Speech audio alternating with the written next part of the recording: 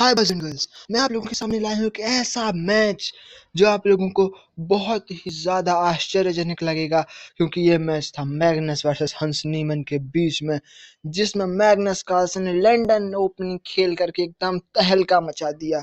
तो हुआ क्या इस गेम में, आप लोग देखिए इस वीडियो पर। तो मैग्नस ने स्टार्टिंग D4 से की, हंस नीमन ने चला नाइट F6, फिर बिशप F4, लंदन ओपनिंग, फिर G6। अब आप इस गेम में ये भी सीखेंगे कि अपोनेंट अनदर मूव चले। जैसे यहाँ पास नॉर्मली जो प्लेयर्स होते हैं क्या खेलते हैं, खेल सकते हैं वो भी D5 खेल देंगे, यहाँ से बिशप की लाइन ओपन हो रही है ना। और फिर अपना नाइट वगैरह निकालेंगे, पॉन अप करेंगे कुछ इस साइड की, यहाँ से बिशप निकलेगा एंड ये नाइट पिन होगा, है ना। लेकिन यहाँ पे ये कुछ नहीं, यहाँ पे चला G6। अब आप लोग ये सीखेंगे कि यहाँ पास कोई अपोनेंट अनदर मूव चले तो हम क्या चल सकते हैं।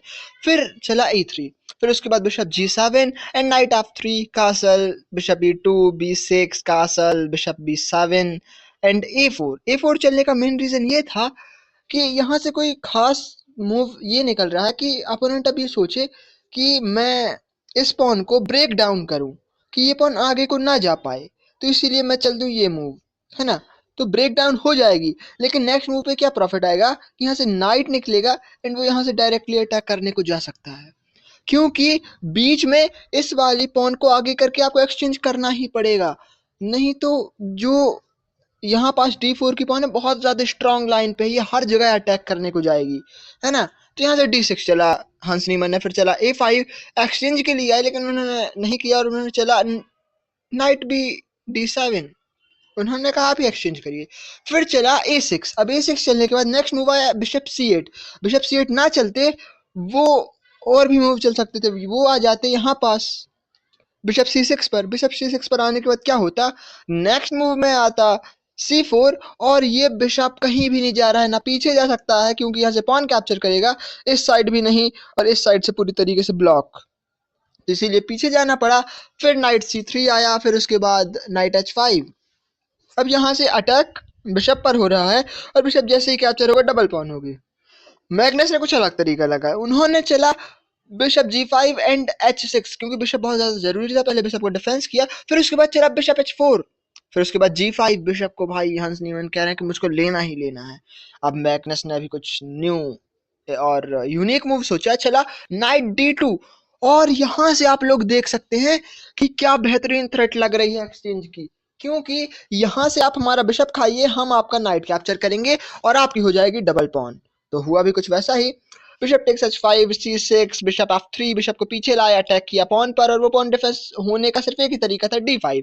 फिर चला E4 एंड एक्सचेंज के लिए आया मैग्नस, फिर उन्होंने चला E6, कह रहे हैं आज मेरा एक्सचेंज करने का मूड है ही नहीं। फिर चला night E2 and queen G5। अब एक ही पीस है जो कि अटैक कर सकता है मैग्नस के किंग पर, वो थी क्वीन। और फिर उसके बाद चला रुक E1, फिर उसके बाद आया किंग H8 एंड रुक A3। रुक A3 का मेन काम ये था कि इस बिशप को कहीं भी ले जाओ भाई, कहीं भी इसको यहां से हटाओ एंड रुक को इस लाइन पर लाओ, और फिर वो डायरेक्ट इस डायरेक्शन पर अटैक करेगा। फिर उसके बाद चला नाइट F6, नाइट को अटैक पर लाने की कोशिश। फिर आया G3, एक्सचेंज के लिए कहा मैग्नस ने, फिर उन्होंने कहा भाई नहीं करना, बिशप D7 चलूंगा मैं। फिर उसके बाद E5 आया, नाइट पर अटैक एंड नाइट G8, सिर्फ एक ही मूव बचा, ओनली मूव। फिर उसके बाद bishop G2 and H takes G3, उन्होंने फर्स्ट एक्सचेंज किया, फिर रुक टेक्स G3, एकदम भाई सॉलिड मूव जैसा मैंने बताया था। फिर उसके बाद आया क्वीन E7, क्वीन को पीछे जाना ही पड़ा। फिर आया night F4 and queen H4, और ये ब्लंडर था क्योंकि next move night H5 and हंस नीमन ने रिजाइन कर दिया, क्योंकि यहाँ से आप लोग देख ही सकते हैं कि ये जो बिशप है पूरी तरीके से ब्लॉक है, क्योंकि यहाँ से पॉन कैप्चर कर रही है, बिशप कहीं जा नहीं सकता।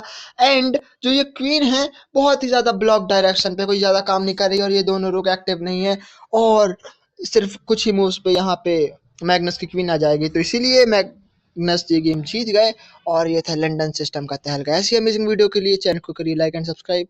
Thanks for watching.